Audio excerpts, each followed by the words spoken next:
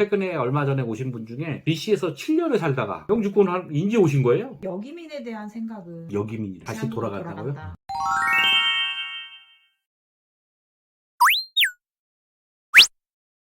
자녀들은 지금 이제 몇 살이 됐죠? 자녀가 둘 있으신데. 네. 첫째가 이제 저희 캐나다 나이로 19살, 네.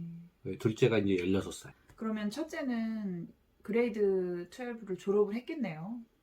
네, 그렇죠. 네. 올해 6월에 졸업했는데 영주권이 이제 원래 이제 여기는 학교 시험 학교 성적 가지고 그냥 시험을 안 봐요. 따로 미국은 이제 SAT를 따로 보는데 네. 여기는 SAT 이런 거 없고 학교 성적으로 이제 지원을 하고 그래가지고 가는데 그걸 보통 이제 12학년 1학기 요때쯤에 이제 시작을 해요. 12학년 시작하자마자부터 이제 접수를 막 하면서 이제 단계적으로 이제 지원서를 내면 뭐 해라 뭐 계속 이렇게 단계적으로 학교에서 요구하는 게 맞춰서 뭐 진행을 하더라고요.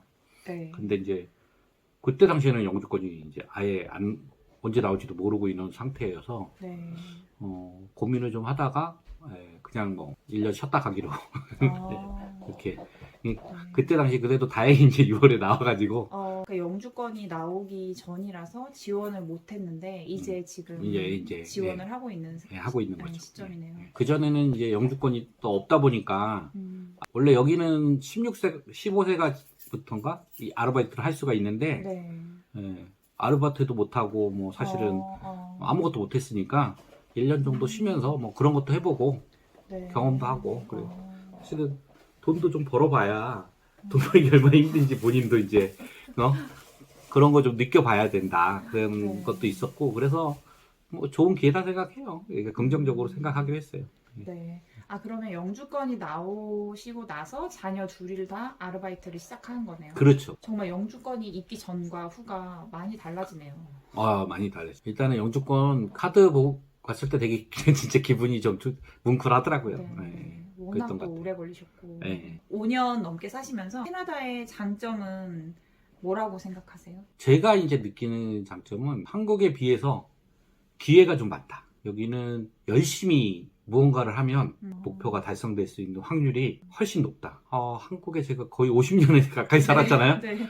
근데 한국은 일단 경쟁이 너무 심해요. 경쟁이 모든 분야에서 학업이든 아니면 뭐 직장 생활도 마찬가지고 뭐 자영업자도 마찬가지로 경쟁이 너무 심하거든요. 계속 오픈하지만 자영업자들 계속 생기지만 계속 나가잖아요. 맞아요. 네, 그런 것. 근데 여기는 전 진짜 처음 와갖고 진짜 놀랐어요. 주유소가 여기 동네에 몇 개 있으면 거의 생기질 않잖아요. 네. 거의. 네. 네, 거의 생기질 않고 거기 오는 손님들이 맨날 온대요. 똑같이. 그리고 와서 또 웬만하면 안 바꾸고 뭐 치킨집도 몇 개 있는데 딱 그 이상이 없어요. 생기질 않아요. 그 왜 안 생긴가 싶으면 허가도 안 해준대요. 잘 허가 받는 게 왜 여기 있는데 너가 여기다가 오픈해야 되는지에 대한 타당성이 설명이 안 되면 절대 오픈 안 해준다고 그러더라고요. 허가를 안 내주니까 이거는 좋은 의미로 해석하면 상권 보호가 되는 거잖아요. 네. 그래서 그런 부분들이 너무 전 좋은 것 같아요. 자금적인 부분을 해결할 수 있는 론이나 이런 것도 굉장히 잘 돼 있고 이자도 싼데 굉장히 롱텀으로 주잖아요. 맞아요. 25년씩 막 이렇게 주니까 주택 구입에 대한 것도 사실은 뭐 밴쿠버만 사실 집값이 좀 비싸지 대도시. 사실 나머지 동네는 한국에 비해서 집값이 굉장히 저렴한 편이고 네. 론이 또 잘 돼 있어서 한 20% 정도에서 그 정도만 가지고 있으면 거의 다 론 받아서 살 수 있는 살고 계신 집이 방이 몇 개인가요? 방 3개? 방이 사실은 이제 3개인데 네. 지하에 베이스먼트에도 방으로 할 수 있는 곳이 있어요. 근데 저희가 이제 안 쓰고 창고처럼 쓰고 네. 있지만 저희 전에 살던 분들은 거기도 이제 침대 놓고 하면은 살 수 있어요. 화장실이 1.5. 화장실 1.5. 네. 변기만 있는 곳이 하나 있고. 예. 이렇게 해서 월세는 얼마를 내시나요? 저희 지금은 저희 1,000불에 유틸리티 별도. 1,000불의 유틸리티 별도. 예. 이 지역 치고는 굉장히 저렴한 편이네요. 5년 전 가격이니까. 5년 동안 한 번도 안 올리셨나요? 한 번도 안 올리더라고요. 와, 정말 집주인이 한 번도 안 올리시고 대단하시네요. 네. 저희도 웬만하면 그래서 네. 집주인 신기를 안 건드리기 위해서 별로 요구하는 거 없이 네. 웬만하면 저희가 이제 이렇게 조용히 살았죠. 또 안 올리고. 이 주변 시세는 어떤가요? 요즘 집값이 많이 올랐다고 하던데. 저희 집 사이즈 정도는 한 1200불? 1300불? 예, 이 정도 되는 것 같아요. 캐나다의 단점은, 최대 단점은 뭐라고 생각하세요? 캐나다의 단점. 추운 거? 추운 거. 맞아요. 여기 추운 지역이 겨울에 몇 도까지 내려가죠? 가장 혹한기 때가 언제 몇 도까지 12월, 보통 12월 말에 하고 1월 달 요때가 제일 네. 추운데, 그때는 작년 같은 경우는 영하 40도인데 그게 거의 한 달 정도 내리 영하 40도니까 좀 진짜 춥더라고요. 근데 영하 40도니까 한국 분들이 이제 아마 이거 들으면 기절할 텐데 죽을 정도는 아니에요. 영하 40도가 한 달. 근데 죽을 정도는 아니다. 여기도 다 사람 사는 곳이다. 그래서 한국에 비해서는 좀 드라이해서, 한국에서 제가 제일 추운 곳에서 군 생활했거든요. 아, 네. 철원. 아, 철원에서 네. 군생. 그러니까 남쪽에서는 네. 제일 추운 데가 이제 철원인데, 철원이 한 영하 27도, 영하 28도 이 정도 돼요. 그렇게 추워요? 장난 아니죠. 오. 거기는 거의 뭐 밖에서 나가서 이제 외곽 근무 나가면 다다다다다다다 이렇게 떨리는 정도로 추워요. 근데 여기는 가리기만 다 하면 으슬으슬 추운 거는 없는 것 같아요. 한국은 으슬으슬 춥잖아요. 네. 근데 여기는 그런 거는 없고, 일단 얼굴이고 뭐고 이렇게 다 가면 쓰고 이렇게 가리면, 밖에도 저 눈 추느라고 네. 한 3시간씩 막 이렇게 나가서 또 죽진 않았잖아요. 어쨌든 캐나다에서 꼽는 가장 큰 단점은 추위. 그거하고 그다음에 이제 정부의 이제 뭐 느림, 행정, 모든 행정이 행정 엄청 느려서. 프로세스가 너무 느리다. 네. 근데 뭐 되긴 되는 것 같은데, 하여튼 느리고 콜센터 네. 전화를 하기가 너무 힘든 곳이. 그래도 달 굴러가는 거 보면 신기해요. 그러니까 네. 지난 시간 동안 캐네디언들에게 뭐 이 정도는 정말 배울 점이 크다 이렇게 느낀 점이 있으신가요? 거기 분들은 일단 만나면 되게 반갑게 이제 헬로우 하이 뭐 인사하고 하와이 하고 막 그러잖아요. 네. 그 처음에는 한국 분들한테 되게 어떻게 보면 낯설 수도 있어요. 저 사람이 나를 언제 봤다고 하이 하와이 하나. 예. 근데 여기는 모든 사람들 만나면 다 그렇게 인사하니까, 모르는 사람인데도 지나가는데 차 몰고 가다가도 인사하거든요. 네. 손을 들면서. 저희 애들이 저한테 아빠 저 사람 알아? 이렇게 얘기한 적도 있거든요. 그랬더니 아니 모르는데 근데 왜 인사해? 이러는데, 그 정도로 그런 것들이 카인들리하다고 해야 되나.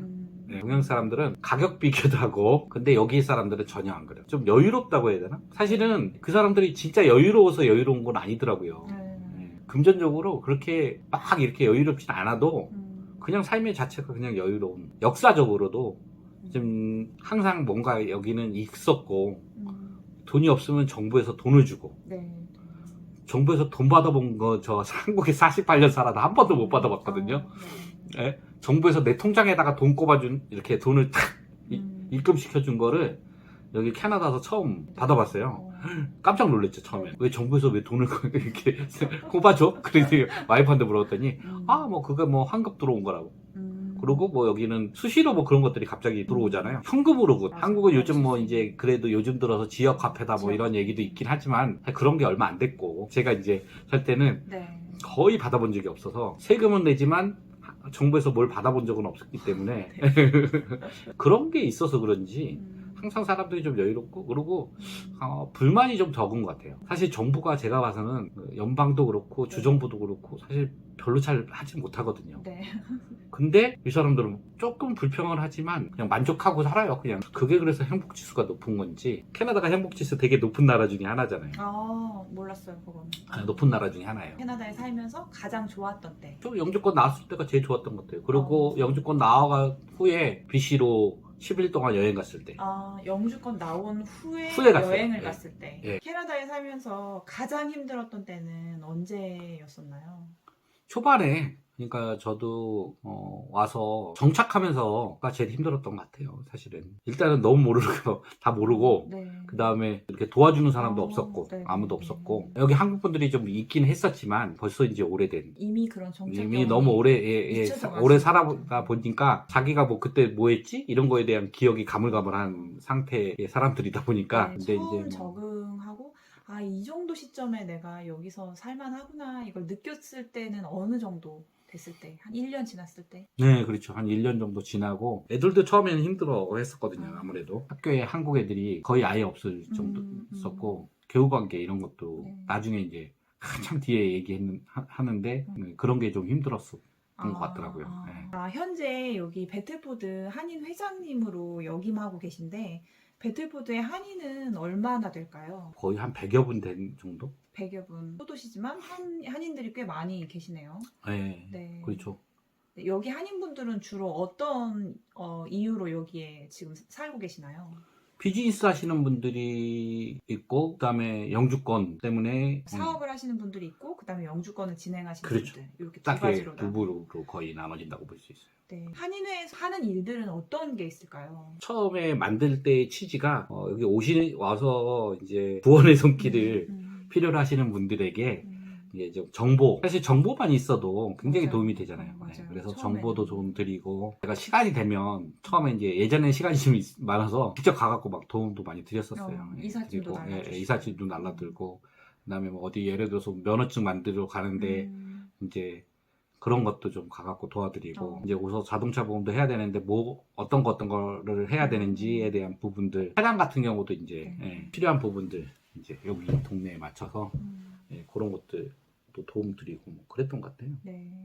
그러니까 여기 오시는 분들한테 정보를 좀 드리고 네, 그렇죠. 초기 정착할 때 필요한 부분들에 대해서 좀 도와드리려고 예. 한인회를 만들었다. 여기 그 BC나 네. 그 알버타나 뭐 이쪽에서 영주권이 어려운 상황이거나 최근에 얼마 전에 오신 분 중에 BC에서 7년을 살다가 영주권 이제 오신 거예요. 나이 점수가 안 되면 딴 지역은 거의 힘든데 사스캐처는 그게 없어서 40대가 지나가면 거의 다른 주에서는 받기 힘들다. 혹시라도 이 영상 중에 보시는 분들 중에 그런 분들은 그냥 이도 볼 거 없어요. 영주권은 일단 받아야 사실은 다른 뭔가를 할 수 있고 직장도 가질 수 있고 아니면 가도 제대로 정착할 수가 있잖아요. 빨리 와서 영주권 받고 네. 이렇게 하시는 게 그러면 혹시 역이민에 대한 생각은 다시 한국으로 돌아간다고요? 돌아간다. 네. 전혀 없죠.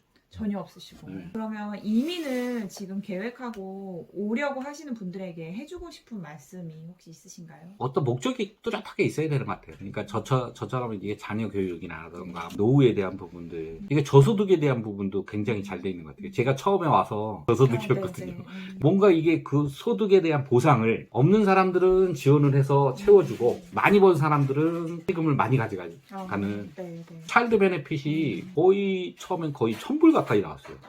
애가 둘이니까 고민을 좀 많이 해보시고 사실은 한국에서 너무 좋은 직장 다니는 분들은 오지 마라. 그만큼 큰 소득을 포기하고 오면 보상 심리라는 게 사람이 있잖아요. 내가 만족스럽지 않겠죠. 모든 게 후회스럽고 막 이럴 수도 있기 때문에 미래에 대한 비전은 저는 여기 와서 충분히 비즈니스나 이런 것들로 그거 이상의 거를 만들 수 있다고 생각하거든요.